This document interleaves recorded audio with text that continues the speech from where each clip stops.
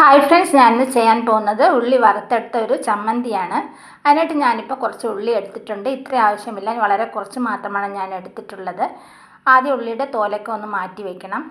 ഇനി നമുക്ക് ആവശ്യം തേങ്ങ, ഇഞ്ചി, പച്ചമുളക്, പുളി, കറിവേപ്പില, കുറച്ച് മല്ലി എടുത്തിട്ടുണ്ട്. ഒരു 1/4 ടീസ്പൂൺ മതിയാകും. ഇനി നമുക്കെല്ലാം ഇത് വറുക്കാനുള്ള ചട്ടിയിലോട്ട് ഇട്ട് കൊടുക്കാം. ഉള്ളിയാണ് ഞാനിപ്പോൾ തോലൊക്കെ ഇളക്കിയിട്ട് ആദ്യം ഇട്ട് കൊടുക്കുന്നത്.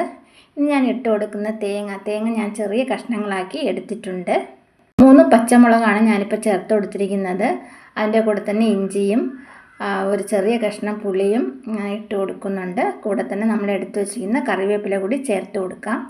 ഇനി മല്ലി കൂടി ചേർത്ത് കൊടുക്കുന്നുണ്ട്. മല്ലി വളരെ കുറച്ച് മാത്രം മതിയാകും. ഇനി നമുക്ക് ഇവയെല്ലാം ഒന്ന് വറുത്തെടുക്കണം.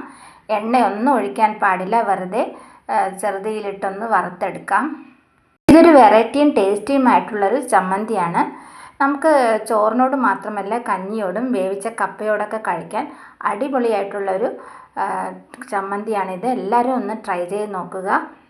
പച്ചമുളക് അല്ലാതെ തന്നെ നമുക്ക് ഉണക്കമുളകും ഇട്ട് ചെയ്യാം. പക്ഷേ പച്ചമുളക് ഇട്ട് ചെയ്യുമ്പോഴാണ് ഈ ചമ്മന്തിക്ക് കുറച്ചുകൂടി ടേസ്റ്റ് കിട്ടുന്നതായിട്ട് എനിക്ക് തോന്നിയിട്ടുള്ളത്. അതുപോലെ ഇത്ര എരിവ് വേണ്ടെങ്കിൽ നമുക്ക് പച്ചമുളകിൻ്റെ അളവ് കുറയ്ക്കാം. ഇപ്പോൾ നമ്മുടെ ഉള്ളിയൊക്കെ ചെറുതായിട്ട് വാടി വന്നിട്ടുണ്ട്. ഇനി കുറച്ചുകൂടി ഒന്ന് നമുക്ക് വറുത്തെടുക്കാം. ഏകദേശം വാടി വന്ന ശേഷം നമുക്ക് സ്റ്റൗവൊക്കെ ഓഫ് ചെയ്യാം. ചട്ടിയിലെ ചൂടിൽ ഇരുന്ന് തന്നെ കുറച്ചൊക്കെ അത് നല്ലതുപോലെ ഒന്ന് വാടി കിട്ടുന്നതാണ്. ഞാനിപ്പോൾ സ്റ്റൗ ഓഫ് ചെയ്തിട്ടുണ്ട്. ഇനി ചട്ടിയിൽ തന്നെ വെച്ചിരിക്കുകയാണ്. ഇനി ഒന്ന് തണുപ്പിക്കണം നമുക്ക്. അതിനായിട്ട് നമുക്ക് ചട്ടി ഒന്ന് സ്റ്റൗവിൽ നിന്ന് മാറ്റി തണുക്കാൻ വയ്ക്കാം. തണുത്തതിന് ശേഷം നമുക്ക് മിക്സിയിലോട്ട് മാറ്റി കുറച്ച് കല്ലുപ്പ് ചേർത്ത് അരച്ചെടുക്കാം. ഇപ്പോൾ നമ്മുടെ വറുത്തെടുത്ത ചമ്മന്തി ഒക്കെ റെഡി ആയിട്ടുണ്ട്. വളരെ ടേസ്റ്റി ആയിട്ടുള്ളൊരു ചമ്മന്തിയുടെ റെസിപ്പിയാണിത്.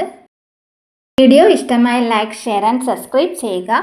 അതുപോലെ നിങ്ങളുടെ കമൻസും എന്നെ അറിയിക്കുക.